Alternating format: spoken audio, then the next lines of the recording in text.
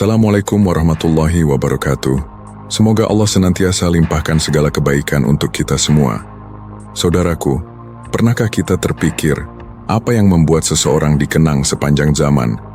Bukan karena kekayaan, bukan pula karena jabatan. Mereka dikenang karena cinta mereka hanya kepada Allah Subhanahu wa Ta'ala. Hidup mereka menjadi cahaya bagi kita semua. Inilah kisah para wali Allah, orang-orang yang hidupnya penuh keberkahan dan keteladanan. Setiap kisah yang kita saksikan mengandung hikmah mendalam untuk kita renungkan. Jejak para aulia, pelita abadi di tengah gelapnya dunia.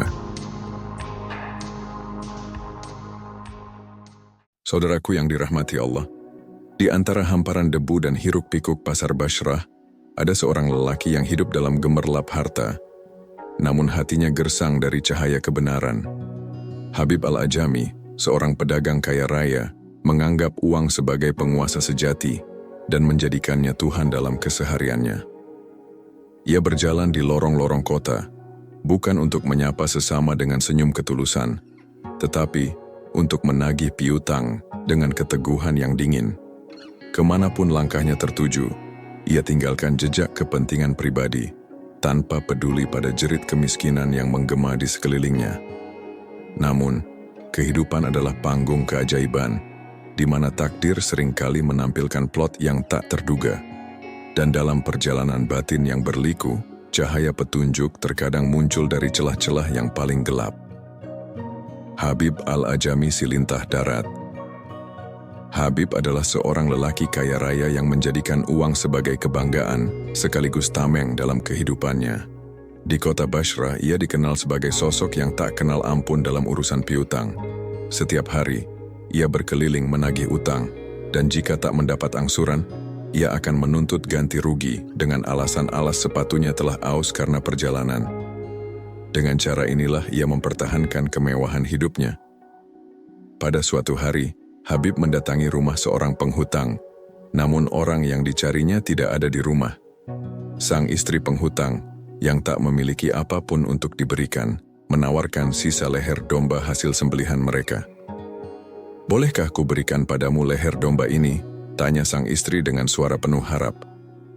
Habib, yang hanya peduli pada untung rugi, menyetujuinya. Namun ketika sang istri mengatakan bahwa ia tak memiliki minyak dan roti untuk memasaknya, Habib pun bersedia mengambilkannya, dengan syarat tambahan bahwa wanita itu harus membayar ganti rugi atas jasanya tersebut. Tanpa ragu, ia pun pergi mengambil minyak dan roti. Saat masakan hampir matang, seorang pengemis mengetuk pintu berharap mendapat sedikit belas kasih. Namun Habib yang serakah malah menghardiknya dengan kata-kata pedas. "Jika yang kami miliki kuberikan padamu, kau tak akan menjadi kaya, tapi kami sendiri akan jatuh miskin," katanya dengan kasar. Sang wanita, yang hatinya masih penuh kasih, diam-diam membuka tutup belanga, hendak menyisihkan makanan untuk si pengemis. Namun, alangkah terkejutnya ia saat melihat bahwa isi belanga telah berubah menjadi darah hitam pekat. Wajahnya seketika pucat pasi. Ia berlari mendapatkan Habib, menarik lengannya, dan menunjukkan keajaiban yang baru saja terjadi. "Lihatlah, ini balasan bagi riba dan kebakilanmu," serunya pilu. Jika di dunia saja kita sudah mendapat peringatan seperti ini, bagaimana dengan kehidupan kita di akhirat kelak? Dada Habib bergemuruh, sebuah bara penyesalan membakar hatinya. Ia tak lagi bisa membela dirinya sendiri. Dengan suara lirih ia berucap, "Wahai wanita, aku menyesali semua yang telah kulakukan." Keesokan harinya, Habib kembali berjalan di kota Bashrah. Namun, kini bukan harta yang dicarinya, melainkan pintu maaf dari Sang Maha Pengampun. Hari itu adalah hari Jumat, dan anak-anak kecil bermain di jalanan. Saat melihatnya, mereka berteriak-teriak seraya berlari menghindar. "Lihat, Habib si lintah darat datang. Jangan sampai debu tubuhnya menempel pada kita, nanti kita akan terkutuk seperti dia."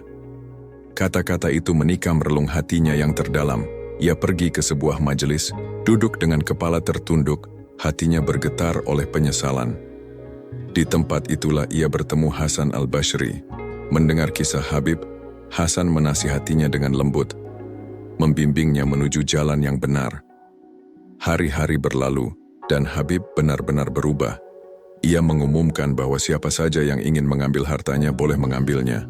Orang-orang berbondong-bondong datang, hingga ia tak lagi memiliki apa-apa. Bahkan saat seseorang masih meminta, ia rela memberikan cadar istrinya sendiri. Saat yang lain datang lagi, ia menyerahkan pakaian yang melekat di tubuhnya, hingga ia hanya tinggal selembar kain menutupi badannya. Dengan hati yang ikhlas, Habib meninggalkan dunia lama dan memilih hidup dalam kesederhanaan. Ia menyepi di tepi sungai Ufrat, membaktikan diri dalam ibadah di bawah bimbingan Hasan al-Bashri. Namun, betapapun ia berusaha, ia kesulitan menghafal Al-Quran. Oleh karena itu, ia dijuluki Ajami, si orang barbar, bukan karena kebodohannya tetapi karena kefasihannya yang tak sebanding dengan kemurnian hatinya. Saudaraku yang dirahmati Allah, hidup adalah lautan luas yang penuh gelombang ujian. Ada yang terhanyut dalam arus harta, ada pula yang tersesat dalam gemerlap dunia. Namun, setiap insan memiliki kesempatan untuk berlabuh di pantai penyesalan, menjemput cahaya kebenaran yang lama terabaikan.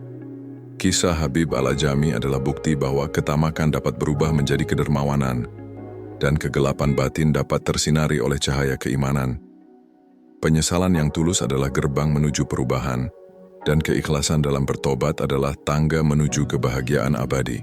Setiap langkah yang kita ambil di dunia ini akan terukir dalam perjalanan menuju akhirat.